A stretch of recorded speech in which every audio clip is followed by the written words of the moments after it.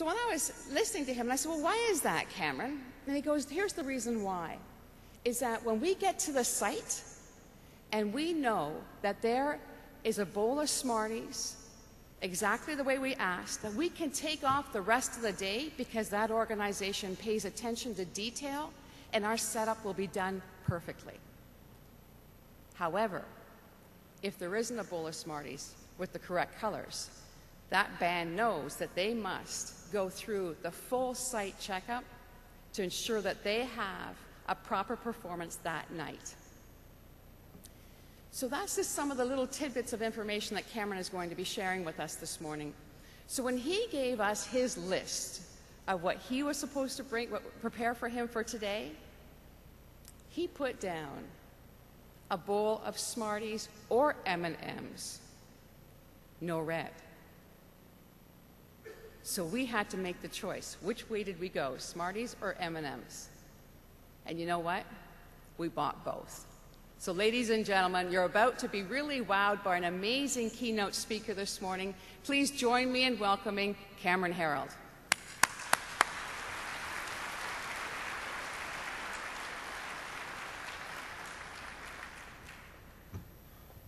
Okay, we're going to shift energy a little bit, not Vera's energy, but the room's. Can I get everybody in the room to stand up, please?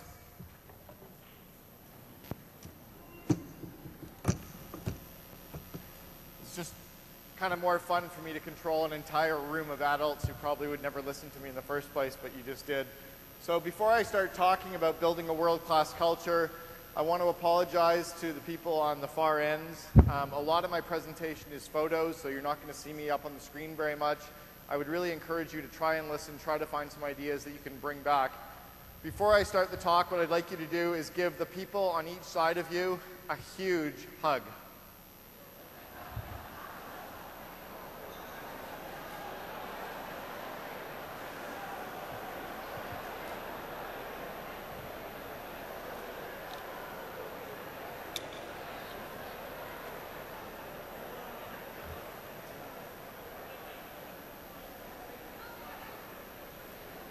Okay, you can sit down now.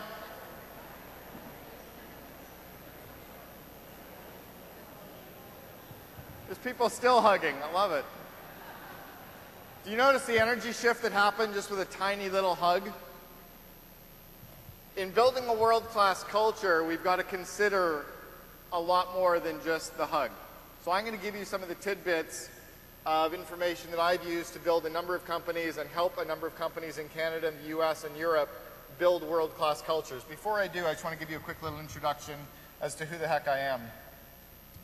So if we can switch just to in creating a world-class culture, I had the name Cameron a long time before she did. I spend a lot of my time in this location. This is Whistler, where I spend most of my weekends. I spend a lot of time golfing, playing tennis. I'll be playing tennis today over at the Granite Club. I do a lot of cooking. I love red wine. I really like bourbon. Unfortunately, in the morning, I hate myself. I spend a lot of time with my wife and my two kids, Aiden and Connor, and my friends. I don't work Fridays. I think work is overrated. I live in Vancouver, where we've got the Canucks. Go Canucks. They didn't play that well last night, but we'll get over it. We also had the Vancouver Olympics, which was Canada's pride this year. I'm a serial entrepreneur, so I don't work for government. In fact, I don't really like government. Just thought I'd throw that out there right now. I mean, we have to put up with it, but so I'm an entrepreneur. That's the world I'm coming to you from. Well, I'm a serial entrepreneur, not this kind of serial, though. My first real business, I had about 10 businesses through my childhood and teenage years. My first real business, I paid my entire way through first-year university by selling wineskins door-to-door on campus, so no government grants or loans. Paid all my own tuition, books, food, and everything else by selling wineskins. There was a captive market, like people wanted to sneak booze into the stadium. And then I worked with a company called College Pro Painters. I was a franchisee for them. At 21 years old, I had 12 full-time employees. But to me, the number 21 looks like the number 12. I have a form of numeric dyslexia, and I transpose my numbers. So it made it hard to get a date in university because if girls gave me the phone number, I would flip a lot of the numbers around, and I never knew if they were giving me the wrong number or the right number. I also have 18 of the 19 signs of attention deficit disorder. So the guy who's clicking the camera down here, it's killing me, and the person stirring the coffee in the back is driving me crazy. I co-founded the franchise organization for Boyd Auto Body and Glass. I built another company we sold for $64 million, but we sold it for stock, so I ended up with what you can see on that little picture. And then I became a garbage man. I was the chief operating officer for 1-800-GOT-JUNK. I started there as the 14th employee. I left 3 years ago after 7 years, and we had 3,100 employees system-wide with that organization that I helped build. Now I coach and mentor CEOs and entrepreneurs around the world, which I would do for free, but my kids like to eat. I went to Carleton University because they accepted me. That was the only university out of the 5 that I applied to that accepted me. I got FOAD letters from the other 4. And then last year I was rated as the #1 lecturer at MIT, and when I was in university at Carleton, I could barely spell MIT, let alone Massachusetts. Anyway, so the presentation today is not going to have any real bullet points. It's been proven statistically that you can't actually think and read at the same time, so I'm going to be using a lot of images up there, which is why you're not going to be seeing me on the screen. I'd like you, though, to open your mind up. Maybe, for the next 45 minutes, maybe this guy is right. Maybe something that I've done with some of these other businesses can help you in your roles, in government, in helping other companies and organizations build a world-class culture. And I can tell you for sure, a world-class culture is not, did they get hurt at work? You can bore the hell out of people, and that's hurt. Hurt isn't pain. Hurt can be people just showing up to work thinking, I can't wait to get home. 2 years ago, I was talking to my wife, and I was saying something about how excited I was to go to work. It was Monday. She's like, that's odd. I'm like, why is it odd? She goes, well, most people don't like their jobs. I was like, really? She goes, yeah, well, think about Tina. Tina's been with this insurance company for 10 years. She hates her job. I'm like, I didn't know. And she goes, well, most people don't like their jobs. I was 40 years old. I had no idea that most people don't like their jobs. And I'm not talking about endure their jobs. I'm talking about that you would rather go to work. That's when you know you have a world-class culture, like what I Love Rewards has got, is when you would rather go to work than do something else. And that's what I'm going to try to give you the secrets of, is how to build that kind of a culture. You think about Google and Microsoft. Guys, we need to stay on the slides and not me, sorry, because I'm going to be hitting about 80 slides in the next 30 minutes. So Google and Microsoft, 2 companies, both of them are software companies, both of them have billions of dollars in cash, and one of them decided that culture was critical, and that was Google. Google decided that building a world-class culture and building a company that would attract employees like a magnet was what was important. And Microsoft, not so much. Microsoft decided writing average code, average software was important, I guess. But you look at the 2 companies, both in the space, one decided it was culture, and Google every year from the last 5 years has been ranked the #1 employer in the United States. 1-800-GOT-JUNK was ranked the #2 employer in all of Canada under my tenure as COO, and the 2 years prior to that, we ranked #1 in BC because we decided that culture was important. #1 thing that we did to build this world-class culture, we learned from an Olympic coach, and it was called a painted picture. And you can use it in any organization, in any size of a team, in any size of a culture, and it's actually taking the leader's vision for what you can see the company building and ripping it out of your mind and sharing it with people. Now, there was supposed to be a copy of this given out to you. Something happened with handouts. I don't know if we got it. We did get the 1-page, good. So there's a 1-page example. Most people's painted pictures, including mine, is 3 pages. If you'd like a copy of it, there's a copy on my website. You can send me an email or send your organizations an email. We can get them out to you. It's an example of what the business looks like 3 years out in the person's mind. So the copy that you can see of mine, or page 1 of mine, is describing what I saw the business looking like by December 31st, 2010. Well, I wrote that in September of 2007. So I'm coming up to the end of that 3-year period. Now I'll get to write what the next 3 years looks like. The reason this is important is it's not any dissimilar to a home builder building a house. We have a major house renovation starting at our house in Vancouver today. We've got one of the top home builders in the country building this place. If I'd handed him $2 million and said, build me an amazing dream home, and left for the 6 months we have to be out, he'd have built something, but it wouldn't necessarily have matched what my vision was. So what we did was we sat with them for a number of days and explained what our vision for our home would look and feel like in enough detail that they could draw blueprints to hand to the workers who can now make the dream happen. So the workers are now looking off the blueprints. I don't have to meet with the workers. Well, it's identical to building an organization. If you want to start building a world-class culture, it's not about a mission statement or a vision statement, because everyone knows those are crap and nobody follows them. And we all know that you take everyone in a room and everyone pick keywords and everyone vote on the words and put the keywords into a sentence, and that's our mission. And everyone goes, it's crap, and no one follows it. What they really want to follow is, like, what the heck are you thinking as the leader? If you're the CEO or executive or director and you're running a group, the group wants to know, what do you see 3 years out that we're all working towards? They need to be aligned with that vision. So that's where the concept of the painted picture comes from. If you're writing one, you need to get out of the box a little bit. You don't sit in your office and write this thing. You need to go and sit somewhere where you're inspired, around nature, somewhere where you're going to feel the energy kind of flow in, and just flush it out and put it out on paper. And your job as the leader is not to worry about how it's going to happen. Much like me as the homeowner with this big renovation we're doing, I don't care how they do the framing. I don't care how they do the electrical. I just know what the end result looks and feels like. Our job as leaders is to describe the end result, almost like you go into the future and video it and come back to today and write down what you see. You're not describing how it happened, you're describing what you saw there, and then you're sharing that with everyone. So get very descriptive.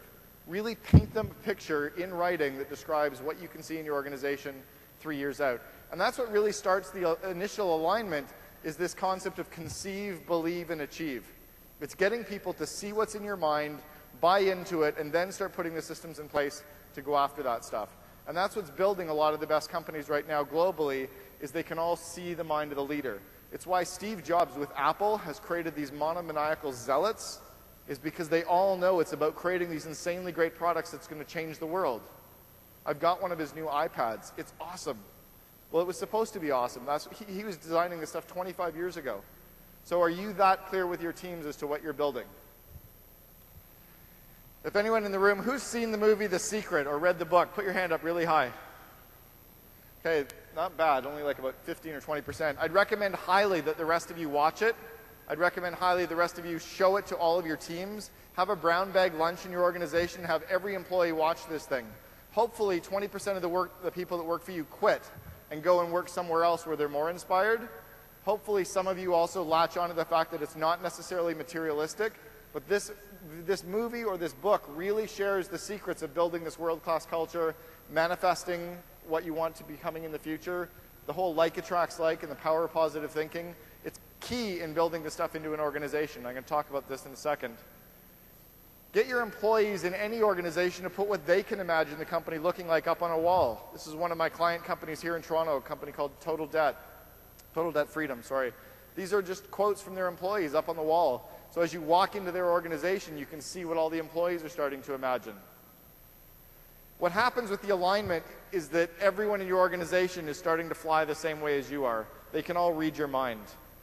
That's the first step in creating a world-class culture, is getting everyone in your organization to be able to see and feel the same vision that you do.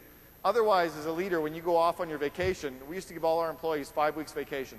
Day one, everyone in the company gets 5 weeks vacation. Otherwise, you're kind of a crappy employer in the first place. If you're only giving 2 or 3 weeks, that kind of sucks. So if you're off as a leader on vacation and you come back after a week or two and your employees have made the dumb decisions, the only reason they made the dumb decisions is because they couldn't see the same vision that you've got in your mind. So rip it out of your mind, put it in writing, and share it with them. One of my clients in Geneva, he's got 1,400 employees. He operates in 8 countries in 8 different languages. He's got his painted picture written in all 8 languages. They read one section of the painted picture anytime that there's 2 or more people in a meeting. So anytime 2 or more people get together in his company for a meeting, they quickly read one section of the painted picture to continually get everyone in the organization seeing the same movie. That's where the alignment starts. It doesn't have to be a big strategic plan. It doesn't have to be this big, long-winded process. It certainly doesn't have to be government telling us what to do. If you want to create a safe workplace culture or an amazing workplace culture, it comes from leadership and sharing that with everyone, and everyone seeing it and feeling it and seeing it and feeling it and seeing it and feeling it. Almost to the point where your employees start mocking you.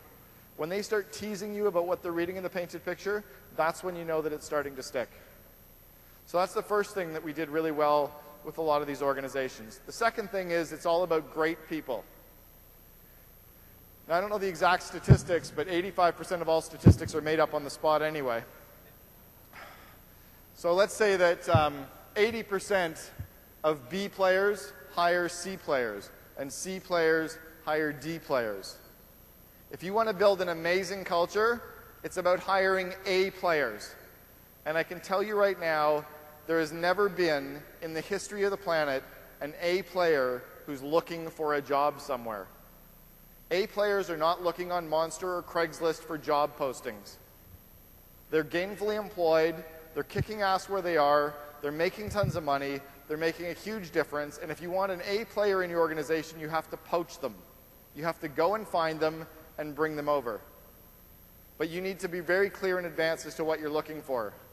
Jim Collins, when he wrote the book Good to Great, talked about getting the right people on the bus, the wrong people off the bus, and everybody in the right seats. This is the bus.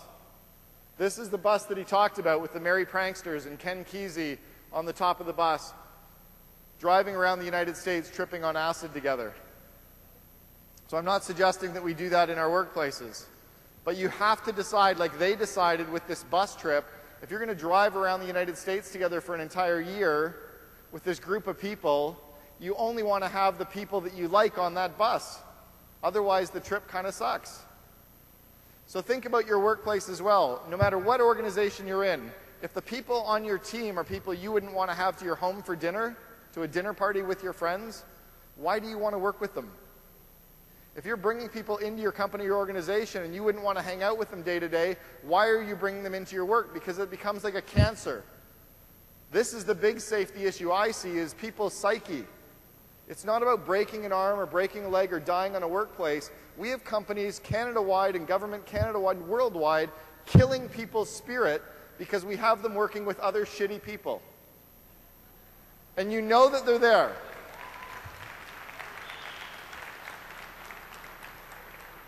Again, 85% of all statistics are made up on the spot half the time. But whatever the number really is, you know for sure that we are killing individuals in the workplace because we're making them work with people that they don't want to be working with. So slowly extract those cancers one by one out of the organization, and we'll actually decrease all the mental health costs that our government is dealing with, and the stress days. All that, people are staying home from work because they don't want to go there. Their back isn't really a problem. They don't want to work with these people. If you really sat down and got somebody drunk, they'd give you the truth. When these guys, the merry pranksters, were driving around the US, they used to say, you're either on the bus or off the bus. And what they meant by that was, you're either part of the trip, you either get it and are a part of this scene, or you're not. Jim Collins in Good to Great was saying, get the right people on the bus and get the wrong people off the bus, and then get everybody in the right seats. If you want to build a great team, if you want to build a great culture, if you want organizations in Canada to really take some names, then start getting the right people on, but at the same time, extracting the wrong people off, and recognize that the truly amazing employees are not out looking for jobs right now. You have to confront those brutal facts. Steve Jobs, when he was building the Macintosh 25 years ago, said if he couldn't see the sparkle in the employees' eyes when he showed them the prototype for the Mac, that he didn't even want to bring them into a job interview to see if they could do the job. That's how we built 1-800-GOT-JUNK. When we showed them our painted picture of what we were building, saying we wanted to build a world-class culture, we wanted an employee engagement, people were vibrating when they came for the first interview.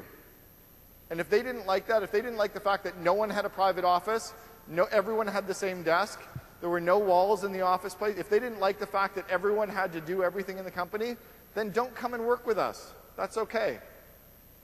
But boy, did we ever attract the zealots that wanted to build it, at all age groups as well. Because I'll tell you, there's 65, 75-year-olds out there that aren't dead. They want the same young, fun, vibrant culture. So you need to push for that stuff. You need to find out if people's eyes are vibrating. I was looking around this morning as some of the early speakers were on, and there were some people who were sitting in these desks that want to put their hand up and say, I hate my job, I don't want to be here. You shouldn't be then. You should really be going out and looking for roles in other organizations that inspire you, because you got one life. One of the processes we used to find great people was something called a group interview. We would bring 8 candidates into the company at the same time, We had one of our employees interview all 8 people at the same time. And all we looked for in a group interview was cultural fit and good leaders. If you couldn't pass that first screening, that cultural fit and leader interview, we didn't bring you in to find out if you had the skill set to do the job. We didn't care. So we were hiring payroll clerks that were strong enough leaders that could say on their second week at work, they'd put their hand up in a meeting and say to the VP of marketing, I disagree, this is what I think. That's an amazing culture when you've got that kind of leadership happening in an organization and when it's a no-blame environment. But you have to go and obsess about that and look for that from day one. Every single person in your organization is like a jigsaw puzzle piece, and one by one, you got to move some people out and bring some people in. You cannot regulate culture. You cannot put processes and systems in place to drive culture.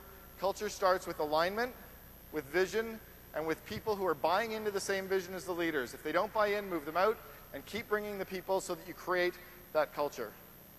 One of my earliest mentors, a guy named Greg Clark, started a company called College Pro Painters. Greg and I still talk every month or so.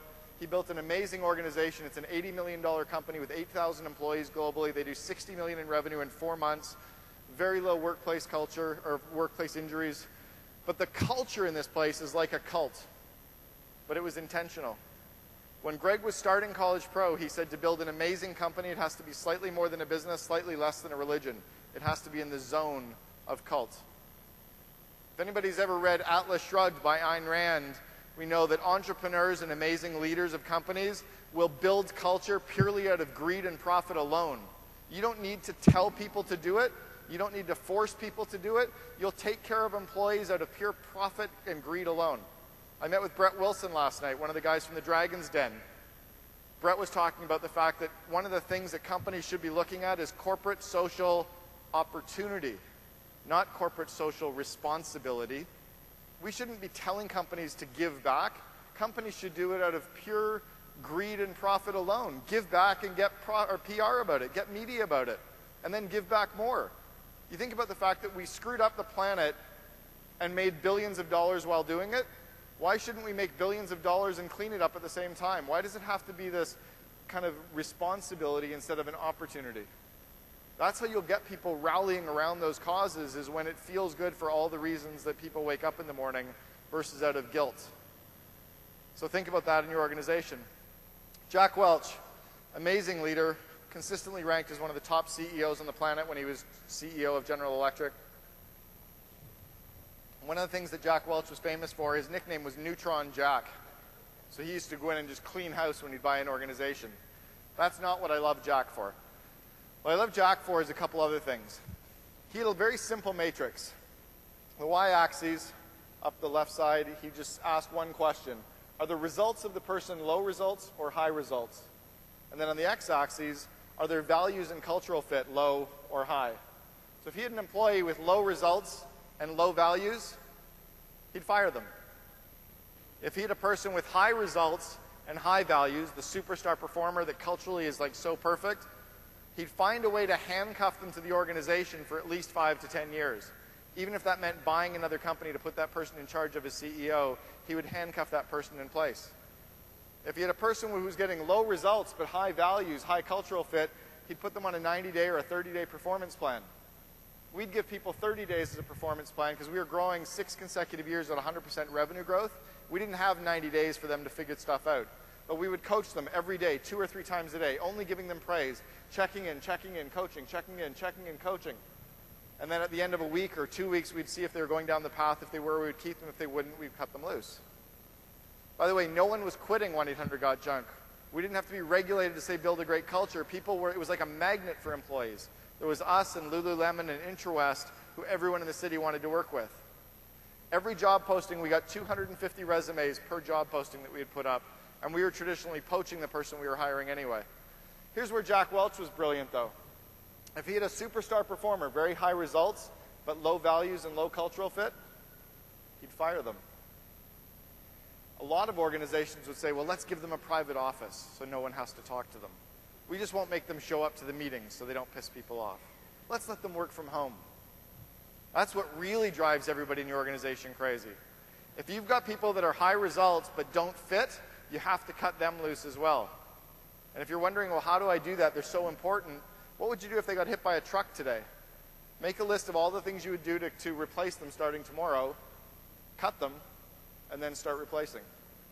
But do it with the integrity. I met with one of my mentors about 8 years ago, a guy named Rob Hunt. Rob works for Jimmy Pattison. He's one of the 6 guys that reports to Jimmy Pattison.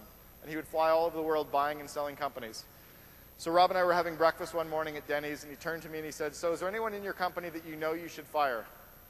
And I said, yeah, I've got this one guy. He said, what's his name? I said, Tyler. He said, how long have you known about Tyler? I said, probably 6 months. He said, what's every reason you haven't fired Tyler yet? So I started to list them out for them. Rob listened. And he said, so basically, you're chicken? I said, yeah, pretty much. And he said, when are you going to fire Tyler? This was a Tuesday morning, 7 a.m. I said, I'll fire him by Friday. Rob just stared at me. I said, okay, I'll do it by Wednesday. He shook his head. I said, fine, I'll do it today. Rob said, good, by when? I said, I'll do it by 12 o'clock. He said, okay, call me at 12:05. I'll be there for you. This is going to be a tough one. But he said, I need you to think about something. For the next 6 months, you need to support Tyler. You need to go back to your office today and fire him. But for the last 6 months, because you didn't have the courage to stand up as a leader and act like a leader and let him go, every day you kept that person, you broke the spirit of a human being. Every day that Tyler came into work and you didn't have the courage to act as the leader and let him go, you broke his spirit. Every day he thought he was going to get fired. Every day he came into work wanting to quit. Every day he came into work hearing all the negatives about him. And because you didn't have the guts to stand up and act as a leader, every day you broke a human being's spirit.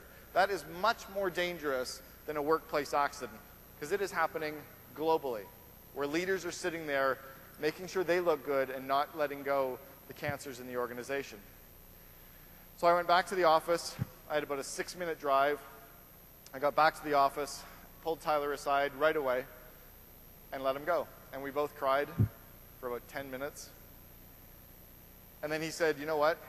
2 weeks ago I told my mom that today was the day. He goes, I've been expecting to get fired for months. He goes, every day I come in and you and Brian have been picking on me, and it's killing me. He said, but I didn't want to leave you high and dry because I love the company, I love the brand. He goes, and I've got this idea for a business. Would you mentor me? Remember, I have just fired him. He's asking me to mentor him.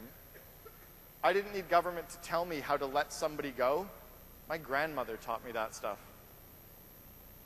My grandmother taught me how to be good to people. We don't need government giving us all these employment standards. I studied law, so I know the act. I've had to read it. It kills me. You know in your heart how to let somebody go and how to treat them with integrity. But you have to do it. You have to get them out. So here's the confront the brutal fact question that I have for you. As Jim Collins says, we have to confront the brutal facts. If you can think of one person in your organization that you know that has to get let go, so if you can think of one person in your organization that you know should be fired, I'd like you to stand up.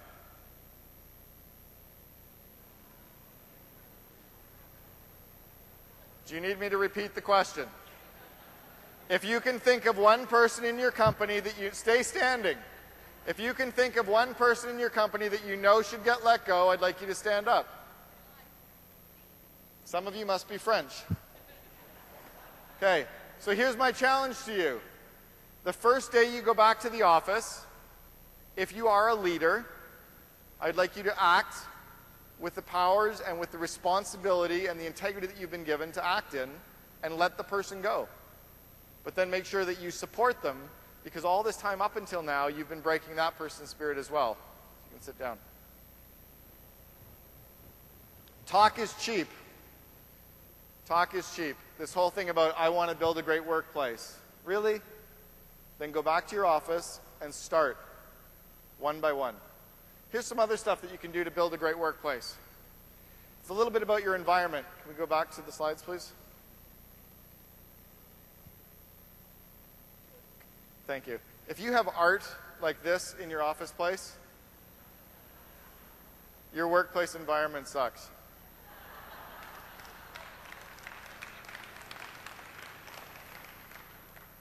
You have to think of your workplace as a place that's going to attract people. It has to be like attracting flies to honey. Go back to your workplace the day you go back and look around and say, does this attract A players? Would I really want to work here? Like if I was 21 again and was coming into work, or if this was going to be my last job, is this what I really want? If it's not, day by day start changing it. This is one of my clients' offices in Toronto. These paintings were actually from a photo contest that they did with their employees.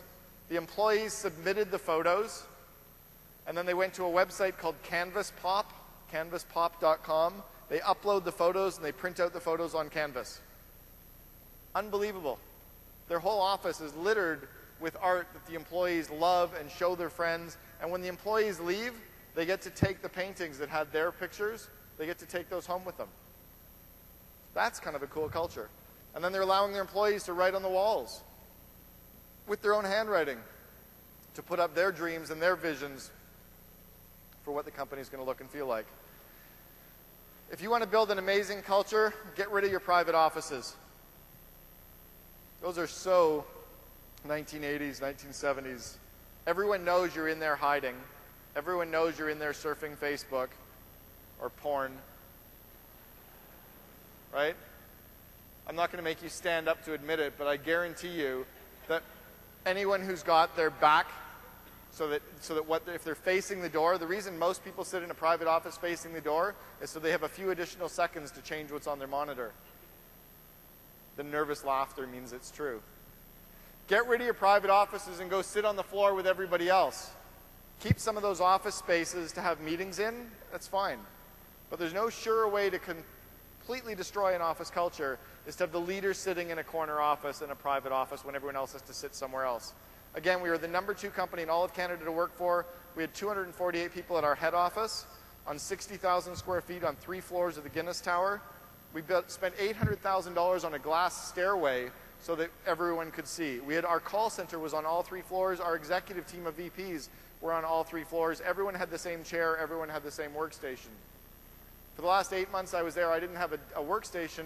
I would just sit at desks when employees were out on vacation. So if someone was in finance and they were gone for a week, I'd sit in finance for a week. Throw my feet up on the desk with my laptop, my wireless headset, and I'd crank. And then if somebody was away in marketing, I'd go sit in marketing. That's how you build a culture and a team. Right? We say, oh, it's a family. Really? Would you ever treat your family that way? Hi, Mom, I'll be in my private office. You can book me as an appointment. You got to get rid of that stuff. Now, Google goes a little bit too far at times.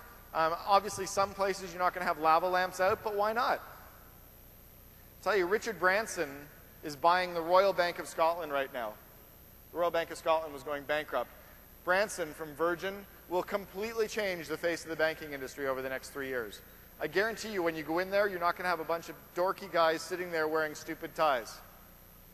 By the way, if you're wearing a tie right now, I'm going to challenge you on something. IBM got rid of the shirt and tie 25 years ago.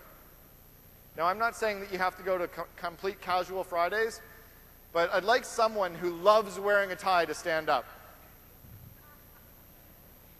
Okay, you do. Stay standing. No, you guys aren't even wearing them. Sit down. So guy with tie, stand up. So here's my challenge to guy with tie. Is there anybody else with a tie that loves wearing a tie? Here's how I know you stand up. Here's how I know you don't love wearing a tie. Because when you go home at the end of the day of work after a hard day, do you like shower up and like put on a new suit and tie to watch the game? Depends what you're watching. Stay standing. If you're Saturday morning after being out drinking with the boys, do you wake up Saturday morning and throw on a new shirt and tie to go out and cut the lawn? You don't have a lawn. Okay, you can sit down. Be authentic. When Tom Peters, when he was writing In Search of Excellence 30 years ago and he said management by walking around MBWA, he didn't say we had to wear a shirt and tie. Everyone knows we're putting it on because of that Dress for Success that came out back in the 80s book. It's dead. We know, especially you, dude. Ryan, take your tie off, man. How old are you? You're like 26 years old. They're so dead. They're so restrictive, right? Guys ran the planet until like 100 years ago. We should have chose to wear skirts. We gave women the comfy clothing. If you have boardrooms that look like this, you have boring meetings and bored employees and no customers. This does not inspire anyone. If you want an amazing workplace culture, this is what one of our boardrooms looked like. 2 of our windows overlooked the mountains and the ocean, and one of the walls was like this. So when you walked in, it was called the Blue Sky Room. It was supposed to inspire. It's where we did all of our creative work and all of our planning and our vision meetings. Busted up a little bit. One of my clients, this is one of their boardroom tables. It's a ping pong table. Or you could have offices like this. This is workplace danger right here. This is a dangerous workplace environment. This kills people's spirit at every age. I Love Rewards, 3 or 4 years in a row, ranked as one of the top companies to work for in Canada. This is one of the walls in their offices where they have their daily to-the-point meeting, the daily huddle meeting.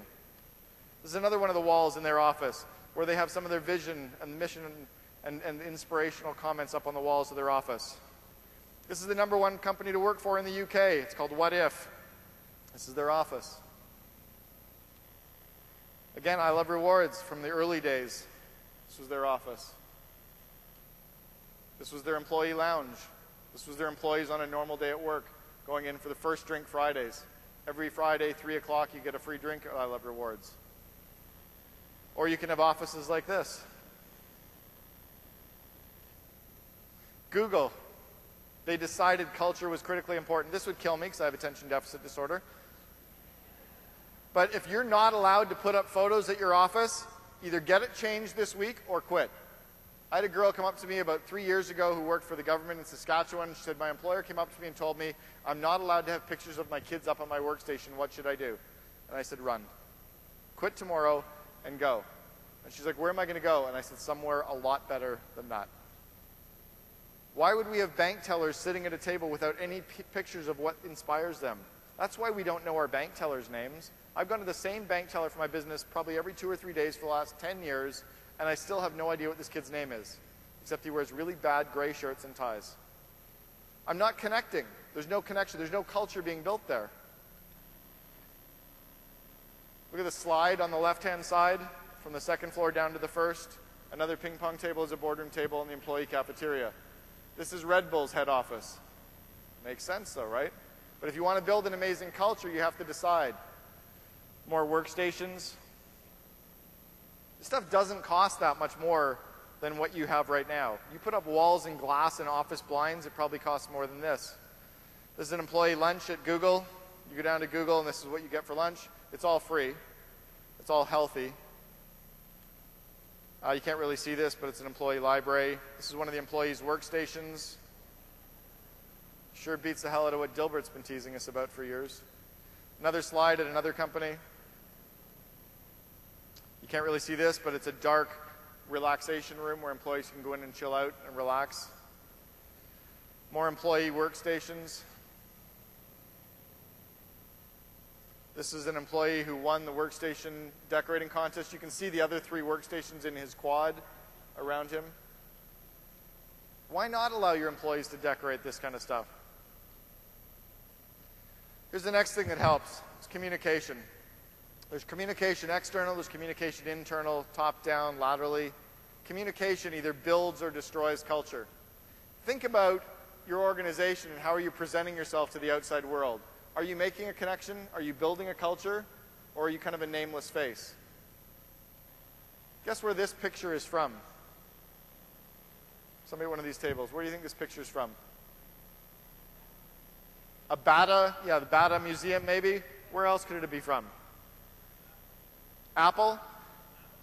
Zappos? Yeah, it could be Zappos, like a $4 billion shoe company. I met with their CEO and COO. I went for a tour there about 3 months ago. Unbelievable culture in that company. This is Melanie's office. This is the vice president of engineering for the #1 company to work for in the UK.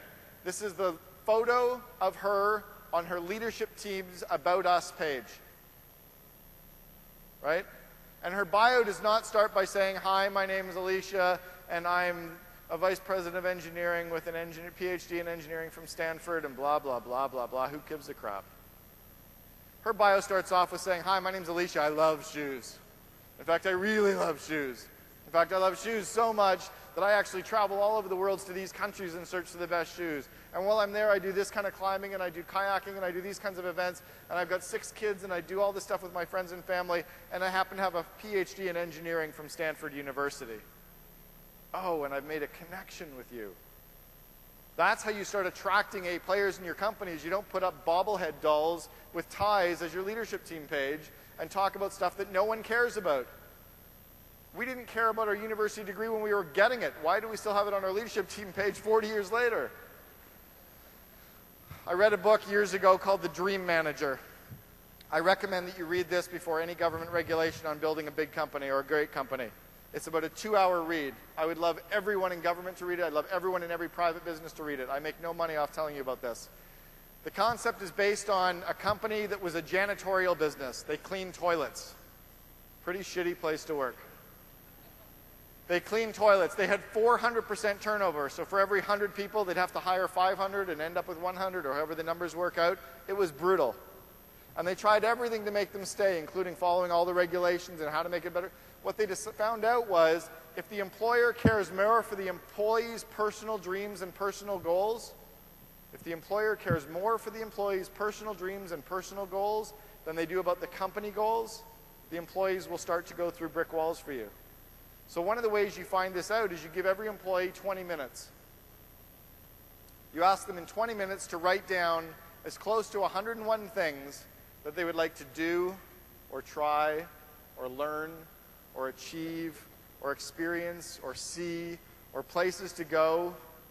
Just what do you want?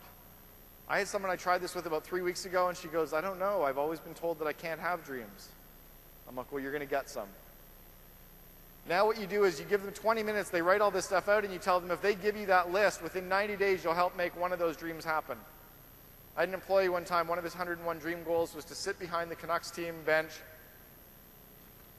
watch a pregame skate, and then be able to sit and watch the game. That's not a big goal. For him, that would be like one of his 101. So I made one phone call to one of the assistant coaches of the Canucks that I knew. I said, I have a favor. This guy, Jeff, blah, blah, blah. He goes, sure, send him down. What's he doing tonight? I said, I don't know. He goes, send him down, 5 o'clock. Game starts at 7. He can watch the pregame skate.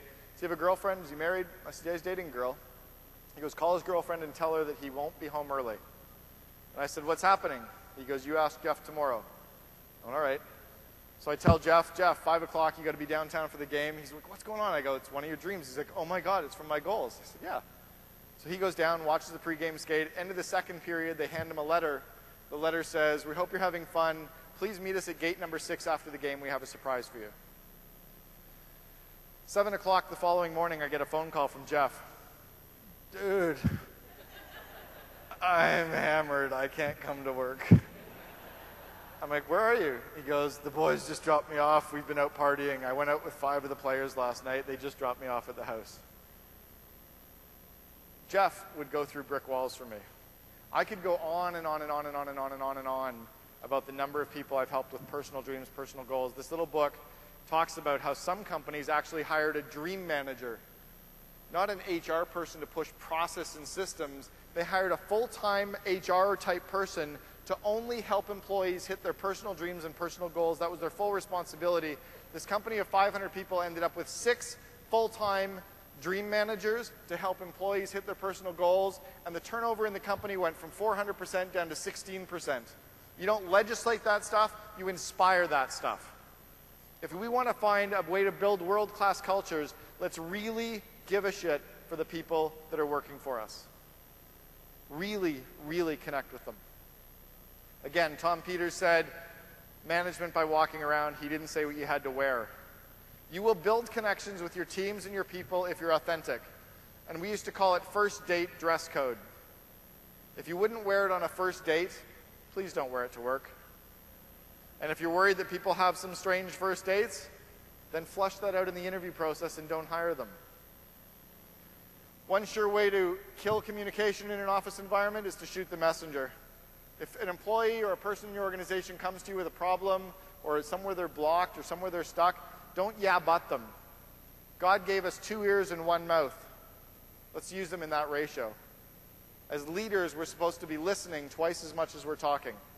If an employee comes to you with a problem or something going wrong, just say thank you and listen. All they want is to be heard. All they want is to know that you've heard the information, then you can decide later. They don't need you to yeah-but them.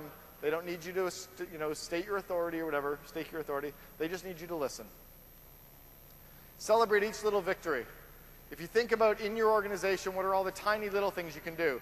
Who's had a going away party for an employee? Put your hand up if you've had a going away party. Okay, today is the last day you should ever have a going away party for an employee. Here's why. They're leaving.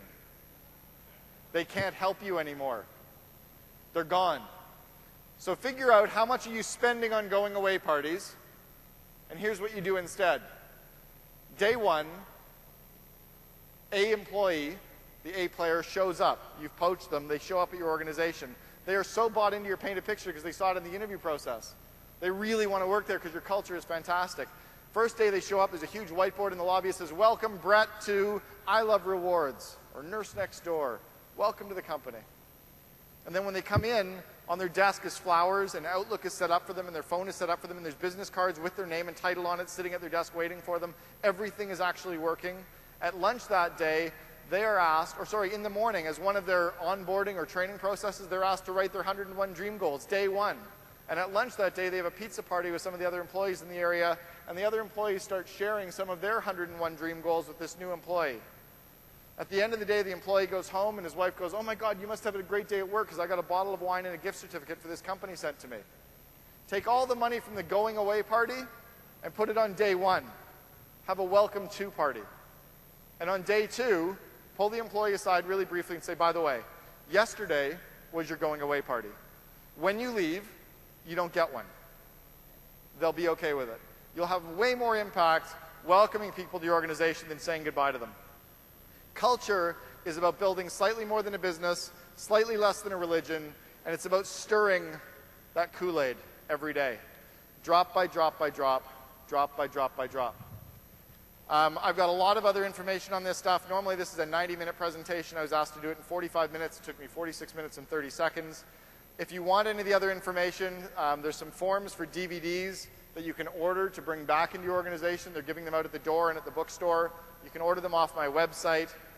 You can follow me on my Facebook fan page. I don't add people as friends unless I really know you. I don't add LinkedIn people unless I really know you.